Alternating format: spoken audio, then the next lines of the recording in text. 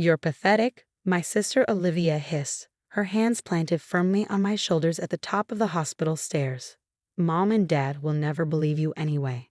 My name is Emma Sullivan, and at 24, I found myself staring into the eyes of my 28-year-old sister as she stood over me with that familiar look of contempt.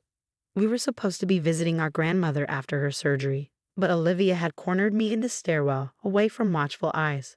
Or so she thought. "Move, Olivia," I said firmly, trying to step around her. "Grandma's waiting." She laughed, that cold sound I'd grown up hearing. "Always the perfect granddaughter, aren't you? Making everyone else look bad with your daily visits and your little care packages." I tried to keep my voice steady. "This isn't about you.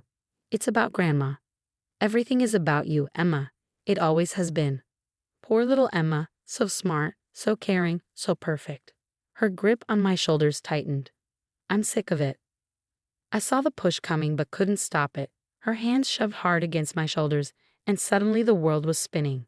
The stairs rushed up to meet me, each edge hitting a different part of my body as I tumbled down. The pain was immediate and overwhelming. When I finally stopped at the landing, everything hurt. Through blurred vision, I saw Olivia rush down the stairs. But not to help me. She was pulling out her phone, dialing frantically. "Mom? Dad? Come quick." Emma fell down the stairs. I tried to catch her, but I couldn't reach her in time. I tried to speak, to tell the truth, but the pain in my ribs made every breath agony. Within minutes, my parents burst through the stairwell door, rushing to us. "Oh my God, Emma," Mom cried out, but she went to Olivia first, hugging her. "You poor thing, you must have been so scared watching your sister fall." Dad knelt beside me, his face stern. "Emma, what were you thinking? Running in a stairwell at your age?" I managed to whisper through the pain. "I didn't." Olivia pushed. "Don't you dare." Olivia cut in, tears streaming down her face. Perfect, calculated tears. "I tried to save you. How can you lie about this?" Mom's face hardened. "Emma, stop it. Your sister is traumatized enough without you making up stories." The door burst open again, this time revealing a medical team led by a tall woman in scrubs. Her name tag read Head Nurse Martinez. "What happened here?" she demanded, kneeling beside me.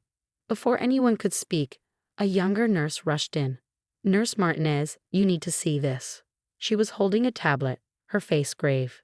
"Not now," my mother interrupted. "Our daughter had an accident. She was running and fell down the stairs. Her sister tried to catch her." Nurse Martinez's eyes narrowed slightly. She looked at the tablet, then at Olivia, then at me. Something in her expression shifted. "Mrs. Sullivan, Mr. Sullivan, I need you to step back. We have to examine your daughter." Her tone left no room for argument. As the medical team worked, I heard Nurse Martinez speaking quietly into her phone. "Security, I need the footage from stairwell B, last 10 minutes. Yes, send it directly to Dr. Kane. And contact hospital administration." My sister's face went pale. "What footage?" That's when we all noticed it. The small security camera in the corner of the stairwell. Its red light blinking steadily. It had captured everything. "Standard hospital security," Nurse Martinez said calmly, though her eyes were steel. "Every stairwell is monitored. For patient safety, of course." "This is a family matter," my father began, but the nurse cut him off. "Sir, what I just witnessed on that security feed is assault. This isn't a family matter anymore." Olivia's tears dried instantly. "You can't prove anything." "Camera footage doesn't lie," Nurse Martinez replied. "Unlike some people." As they loaded me onto a stretcher, I saw my sister's perfect facade cracking. My parents stood frozen, their world of carefully maintained appearances beginning to crumble. Nurse Martinez leaned down close to me as they wheeled me out. "You're safe now," she whispered. "We won't let them sweep this under the rug." For the first time in years, I believed someone might finally see the truth behind my family's perfect image. But as they rolled me toward the emergency room, I caught one last glimpse of Olivia's face. This wasn't over. Not by a long shot. The security camera had caught everything, but that was just the beginning of what it would reveal about our family's darkest secrets. The emergency room was a blur of activity. X-rays revealed 2 broken ribs, a sprained wrist, and multiple contusions. As the doctors worked, I could hear my parents in the hallway, their voices rising in desperation. "This is ridiculous," my father's voice boomed. We're not allowing our daughter to be interrogated like a criminal. Your daughter pushed her sister down a flight of stairs, Nurse Martinez replied calmly. The police have already been called. It was an accident, my mother insisted. Family matters should be handled within the family. Through the curtain, I saw Nurse Martinez step closer to them. Mrs. Sullivan, in the past hour, we've reviewed security footage from previous visits. This isn't the first incident we've captured in our stairwells. The silence that followed was deafening. My heart stopped. They had found the other videos. 3 months ago, Olivia had accidentally knocked me into the wall outside Grandma's room. 2 months before that, she tripped me near the water fountain. Small incidents, always with witnesses, always with my parents nearby to dismiss my claims and comfort Olivia's theatrical distress. Dr. Kane, the attending physician, pulled the curtain close, blocking my view of the hallway drama. Emma, she said gently, we need to talk about your previous hospital visits. I stared at my hands, avoiding her eyes. I'm clumsy. Emma, her voice was firm but kind. We have 6 documented accidents in the past year alone. All with your sister present. All dismissed as your fault. Tears started rolling down my cheeks. You don't understand. My parents? They'll never. Your parents aren't in charge anymore, she interrupted. You're an adult, Emma, and we're mandated reporters. This stops today. Detective Morris arrived shortly after, a kind-faced woman with steady eyes and a notebook. As she interviewed me, pieces of my family's carefully constructed facade began to crumble. Has your sister always been violent towards you? I hesitated. It escalated after Grandma changed her will last year. Changed her will. She decided to leave her house to me instead of Olivia.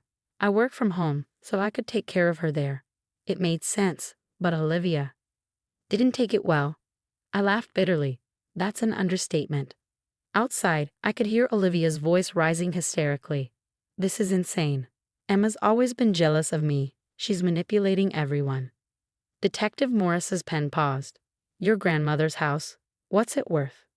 About $1.2 million. It's in the historic district. Her eyebrows rose. That's quite a motive. Just then, my phone buzzed with a text from an unknown number. It was a video file followed by a message. Thought you might need this. Jake, hospital security. The video showed Olivia in the stairwell an hour before she pushed me, talking on her phone. I don't care what it takes. Once Grandma's gone, that house is mine. Emma won't be a problem much longer. One more accident should convince her to give up her claim. Detective Morris watched the video, her expression hardening. This changes things. We're not just looking at assault now.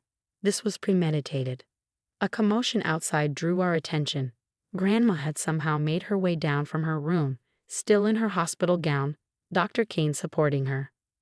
I want to see my granddaughter, she demanded, her voice carrying that familiar authority that even my parents couldn't challenge. She took one look at me lying in a hospital bed, then turned to my parents. How long have you been covering for Olivia? Mother, my mom started, but Grandma cut her off. I've watched you dismiss Emma's injuries for years. I said nothing, hoping you'd finally see the truth. But this, she gestured at the security footage playing on Detective Morris's tablet. This ends now. Olivia stepped forward, her face a mask of innocence. Grandma, you don't understand. I understand perfectly, Grandma snapped. I understand that money and jealousy matter more to you than family. I understand that your parents have enabled your behavior until it escalated to attempted murder. Murder? My father sputtered. That's absurd. Detective Morris cleared her throat. Actually, sir, given the premeditation evidence and the height of that stairwell, attempted murder charges aren't off the table. I watched as Olivia's perfect mask finally shattered completely, her face contorted with rage as she pointed at me. This is all your fault. You've ruined everything. 2 police officers appeared in the doorway, handcuffs ready. As they led Olivia away, I saw something I'd never seen before in my sister's eyes. Fear. The same fear I'd lived with for years. Grandma sat beside my bed, taking my hand in hers. I'm so sorry, Emma. I should have done something sooner. But we both knew this wasn't over. As they wheeled me up for more tests, I caught one last glimpse of my parents huddled together in the hallway, their world of denial finally crumbling around them. The security camera had caught more than just a push down the stairs. It had captured years of family secrets, and now there was no going back. 6 months later, I stood in front of Grandma's house. My house now, watching the morning sun illuminate its Victorian details. The bruises had healed, but the changes in my life were permanent and mostly for the better. Olivia had taken a plea deal, 2 years in prison with mandatory counseling. My parents, faced with overwhelming evidence of their enabling behavior, were ordered to attend family therapy. They hadn't spoken to me since the hospital, except through their lawyer. "Tea's ready," Grandma called from the wraparound porch. She'd moved in with me during my recovery and decided to stay. Her surgery had been successful, and together we'd transformed the house into a true home. As I joined her on the porch, a familiar car pulled into the driveway. Nurse Martinez, Sarah, stepped out, carrying her usual weekend breakfast contribution, fresh scones from the bakery near the hospital. "How's my favorite former patient?" she called out, climbing the steps. After the incident, Sarah had become more than just the nurse who saved me. She was now a close friend, part of the new family I'd built around myself. "Better every day," I replied, helping her with the bakery box. "The therapy's really helping." We settled into our usual Sunday routine: tea, scones, and conversation on the porch. It had become a healing ritual of sorts. "Have you heard from them?" Sarah asked carefully, knowing the weight of the question. I nodded. "Mom sent an email yesterday. They want to meet, to talk." Grandma's teacup clinked sharply against its saucer. "And what did you say?" I agreed, but on my terms. At Dr. Thompson's office, with her present. Dr. Thompson, my therapist, had helped me understand that healing didn't mean forgetting. It meant setting boundaries and making choices that protected my well-being. "Olivia's been writing too," I added quietly, "from prison. I haven't opened the letters yet." Sarah reached over and squeezed my hand. "You don't have to, not until you're ready." The stack of unopened letters sat in my desk drawer, each one a reminder of how far I'd come and how far I still had to go.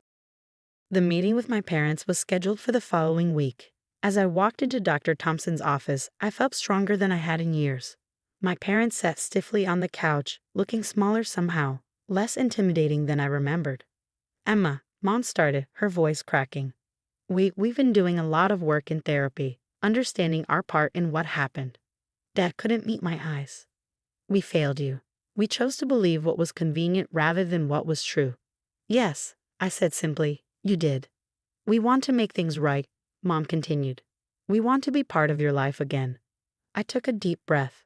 That's possible, but it has to be different. I'm not that scared girl anymore, hoping you'll finally see the truth. I have boundaries now. And expectations. Dr. Thompson nodded encouragingly as I continued. "I won't pretend the past didn't happen. I won't smile and play happy family at holidays while ignoring years of trauma. If you want to be in my life, you need to acknowledge what happened and work to change. Really change." My father finally looked up. "And Olivia? When she gets out?" "That's not my problem," I said firmly. "My safety and well-being come first now. If she does the work, gets help, shows real change, maybe someday. But I'm not making any promises." When I got home that evening, I finally opened one of Olivia's letters. Her words were different from what I expected: less manipulation, more raw honesty. Prison therapy seemed to be having an effect. "I never saw myself as the villain," she wrote. "I was so consumed by jealousy and entitlement that I convinced myself you deserved it. I'm not asking for forgiveness. I'm not even asking for a relationship. I just want you to know that I understand now what I did, and I'll spend the rest of my life trying to be better." Standing on the porch where this new chapter of my life had begun, I watched the sunset paint the sky in shades of hope. Sarah's words from the hospital came back to me. "You're safe now." She had been right. The security camera hadn't just captured evidence of abuse, it had captured the moment I finally broke free. Free from fear, free from denial, free from the toxic family dynamics that had controlled my life for so long. Grandma joined me on the porch, 2 cups of tea in hand. "Proud of you, kiddo." I smiled, taking the offered cup. "You know what? I'm proud of me too." The house stood strong behind us, no longer a source of conflict, but a symbol of survival and new beginnings. The security camera had caught everything, but what it really captured was the start of my liberation. Sometimes the best family isn't the one you're born into. It's the one you choose to build from the ashes of what broke you. That's the thing about falling downstairs. Once you hit bottom, the only way left is up.